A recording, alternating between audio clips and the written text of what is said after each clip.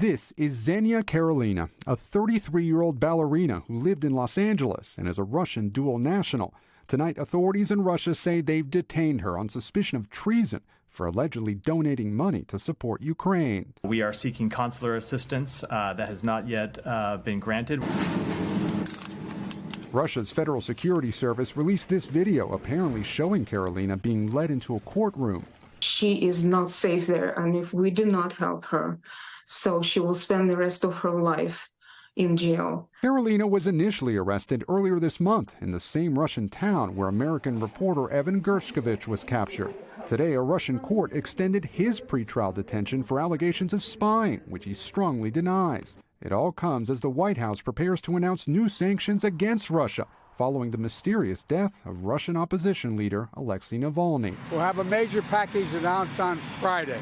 The Biden administration is pushing for complete transparency as Russia's prison service says the 47-year-old Navalny died last week in a penal colony after losing consciousness following a walk. He was serving a sentence of more than 30 years on charges of extremism and fraud, which he denied. The day before, Navalny had looked healthy during this court proceeding. His wife and mother now demanding Russia return his body. Make no mistake, Putin is responsible for Navalny's death. A U.S. official now says President Biden will join a virtual meeting of G7 leaders on Saturday, the second anniversary of Russia's invasion of Ukraine. And Gabe joining us now. Gabe, I know you're tracking new information about the man accused of lying to the FBI about President Biden and his son.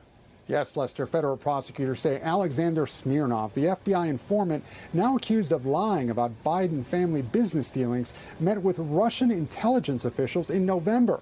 Smirnov's lawyers in Las Vegas say he's presumed innocent and should be released on bail, Lester.